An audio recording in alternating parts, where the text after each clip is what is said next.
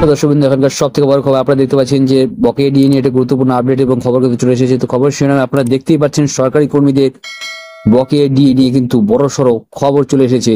চাপে রয়েছে রাজ্য সরকার এবং বিশাল বড় পদক্ষেপ নেওয়ার কিন্তু ঘোষণা করেছে রাজ্য সরকার। তো কি বলা হচ্ছে খবরটি একটু বিস্তারিতভাবে দেখে নেওয়া যাক।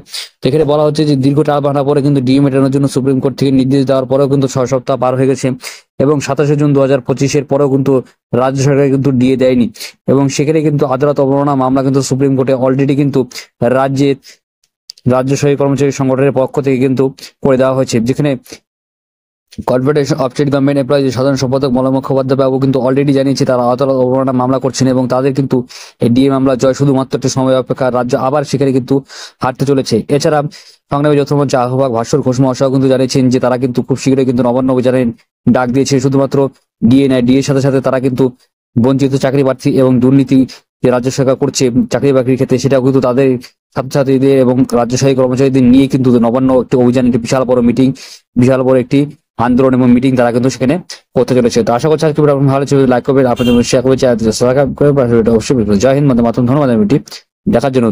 তো আপনাদের এই বিষয়টি জানাতে চাচ্ছি যে আপনারা কিন্তু খুব শীঘ্রই আপনাদের ন্যায্য অধিকার এবং রাজ্য সরকার কর্মচারীদের হকের যে বকেয়া ডিএ টাকাটি আছে সেটা কিন্তু আপনাদের বেতনের সঙ্গে খুব শীঘ্রই আপনারা কিন্তু পেতে রয়েছে এবং সুপ্রিম কোর্টের জয় আপনাদের শুধুমাত্র সময় অপেক্ষা, খুব শীঘ্রই কিন্তু আপনাদের জয় হবে। তো আশা করছি আজকে ভালো যদি লাইক করবেন, শেয়ার করবেন, সাবস্ক্রাইব করে পাশে অবশ্যই জয় হিন্দ, বন্দে মাতরম। ধন্যবাদ ভিডিওটি দেখার জন্য।